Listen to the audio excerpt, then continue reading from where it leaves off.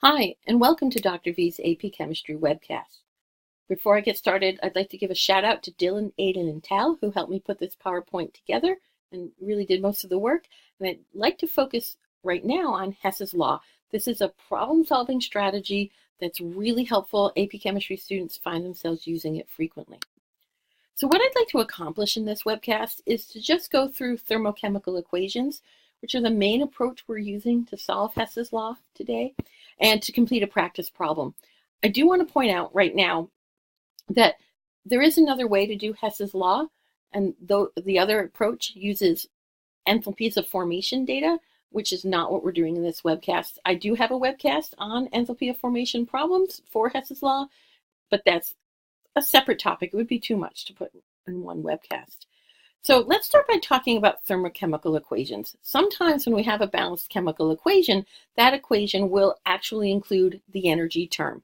Sometimes it's written in with the reactants or products. Sometimes it's written off to the side. That'll be our emphasis. Okay.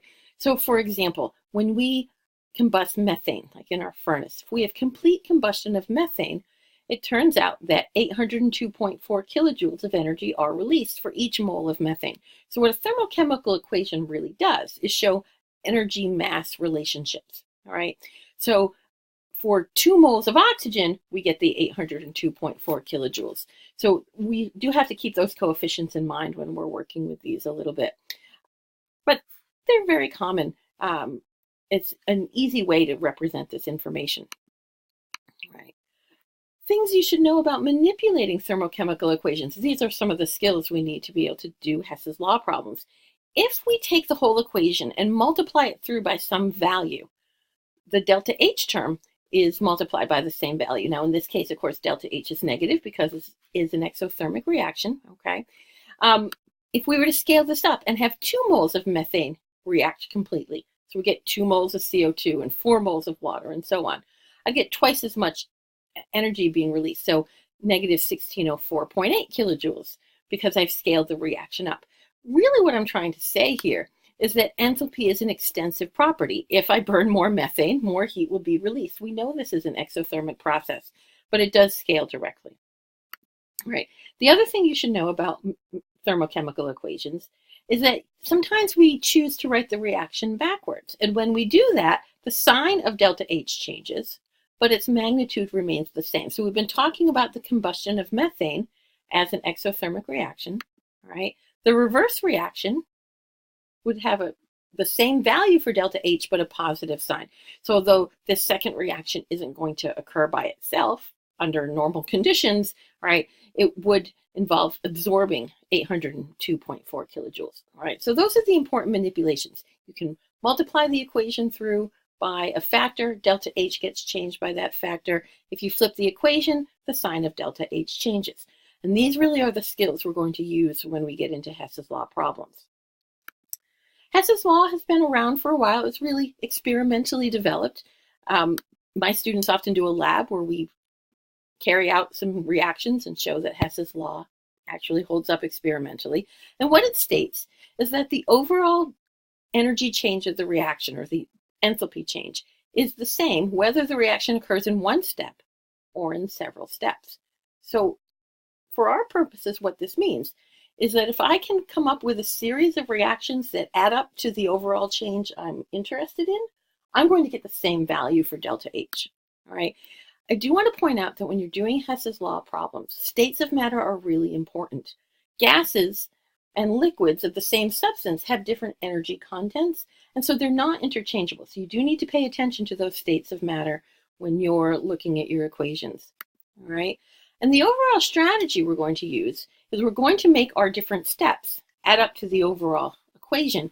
And so I always tell my students to work backwards from the target equation. What's the reaction you're trying to learn something about?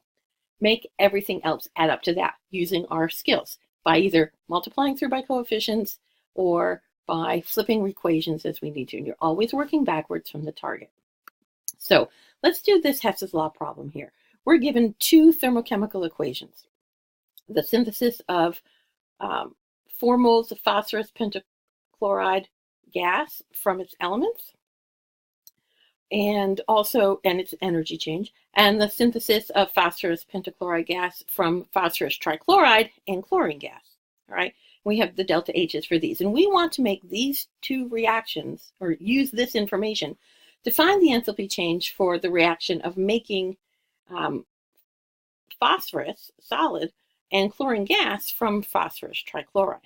Okay, so remember, we're working backwards from the target here, and we're really only going to use the two equations that we're given. That's one of the things when a Hess's Law problem is written, you have to sort of have confidence that the reactions you're working with are going to somehow add up to what you need. So we're always working backwards from the target. So I sort of rewrote the whole slide here so we have this. Okay, so what we want to do is compare those two equations that we were given to the target. All right, so let's do that one by one. We'll leave it all up here on the slide so you can see everything. Okay, so if we look at the first one, I'm seeing that in the first equation that I was given, it has phosphorus, elemental phosphorus, as a reactant, but the target equation has phosphorus as a product, which suggests I might want to flip that equation around. Okay, when I flip it, I'm going to have to change the sign of delta H. So I'm just thinking out loud what it is I'm going to do. Looking at the second equation, it has phosphorus trichloride as the reactant. All right, it's got chlorine as a reactant, and the target has it as a product, but the chlorine's in both of the given equations, so that's kind of difficult. I noticed also that PCl5 is not in the target equation at all, so hopefully that'll go away when we're all done. It will. But the other thing I'm noticing is that in the target equation, there are 4 phosphorus trichlorides, 4 PCl3s. And in the given equation, the second one that I'm looking at, I only have 1. So if I multiplied the second equation through by a factor of 4, that would be really helpful. But that means I'm also going to have to multiply delta H by a factor of 4. So let's do all of this on the next slide and keep track of it there. Okay, so we're going to carry out our plan. Our first equation, we wanted to flip and change the sign, right? That's what we said we wanted to do. So let's do that. Okay, and for the second equation, we said we wanted to multiply it by 4 and multiply delta H by 4. So let's make that happen. Okay, and then if all is well, everything we don't want should cancel, and we should be left with something that exactly matches the target equation. Okay, so when we go to add up the reactions, I see that there are 4 PCl5 on the left and 4 PCl5 on the right, so they cancel out, and that makes sense because they're not in the target equation.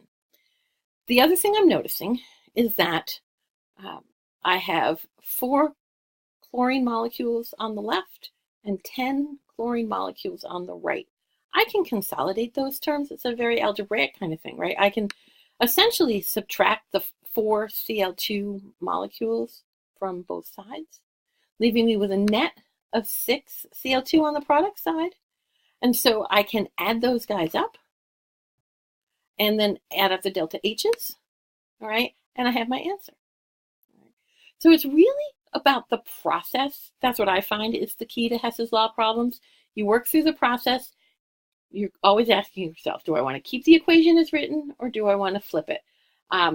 Do what cancels out, and they should always, when you're done, add up to the target equation. If they don't, you probably made a small mistake in there, but they do work. All right? That's one of the great things about Hess's Law. I hope you found this helpful. We'll talk another time.